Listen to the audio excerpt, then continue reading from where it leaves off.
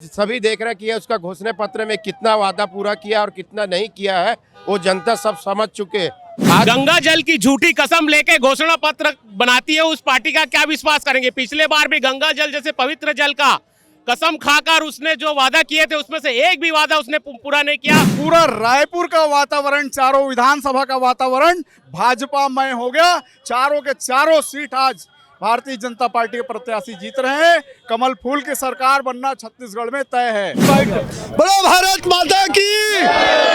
और नहीं सही बोल, और नहीं सही बोल, और नहीं सही बोल। देखिए, कांग्रेस की सरकार और कांग्रेस पार्टी को अपने पिछले 5 साल के कार्यों के आधार पर भरोसा नहीं है।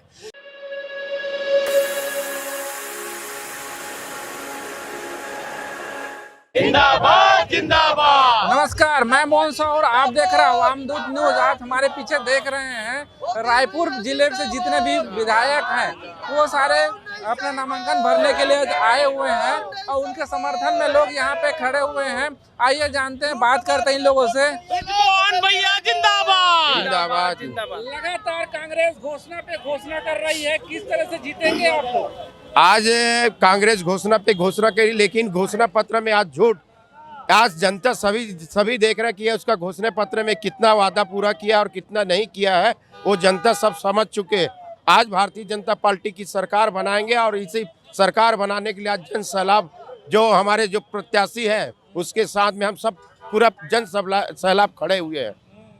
जो पार्टी गंगा जल की झूठी कसम लेके घोषणा पत्र बनाती है उस पार्टी का क्या विश्वास करेंगे। पिछले बार भी गंगा जल जैसे पवित्र जल का कसम खाकर उसने जो वादा किए थे उसमें से एक भी वादा उसने पूरा नहीं किया। शराबबंदी का जो वादा किया था उसके बदले में उन्होंने शराब घोटाला कर लिया और सारे वो ढेबर अनवर सारे के सारे उनके जितने भी गुर्गे हैं सब अंदर हैं। और आज जो भी है जितना भी भ्रष्टाचार किया है, उन्होंने खुल के भ्रष्टाचार किया है, उसका नतीजा अभी भुगतेगी। और जो झूठी कसम खाकर उसने गंगा जल का अपमान किया था उसका बदला जो है हिंदू समाज लेके रहेगा। गंगा जल की झूठी कसम खाने वाले का अपमान का बदला लेके रहेंगे।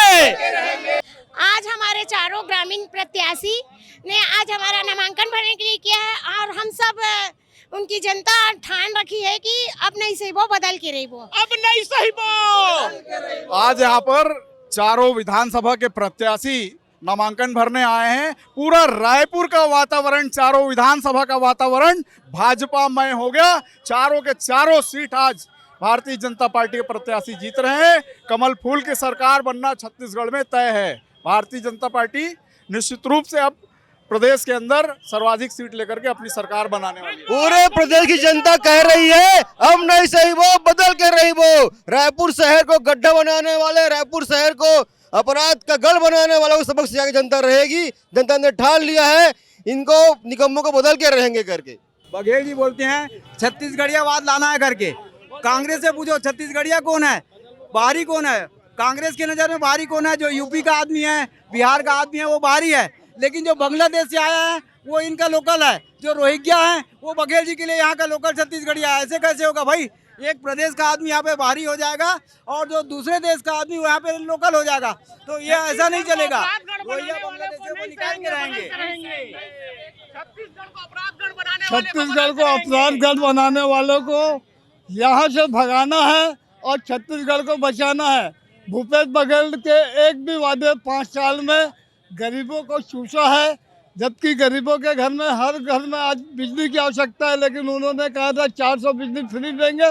बता सकता है क्या भूपेश बघेल की मैंने छत्तीसगढ़ में बिजली का हाफ रेट किया नहीं किया है?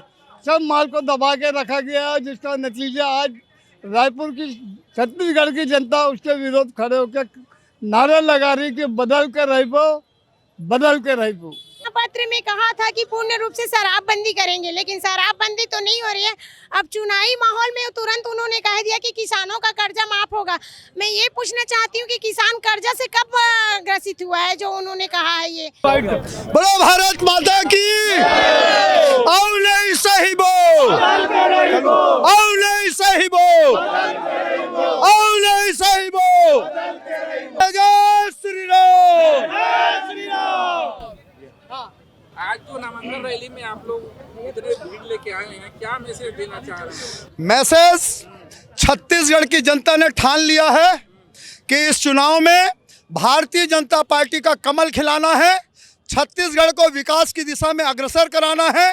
ये लबरा सरकार, ये झूठी सरकार, ये घोटालेबाज सरकार, ये भ्रष्ट सरकार, पीएससी में घोटाला करने वाली सरकार, इस सरकार को उखाड़ फेंकना है।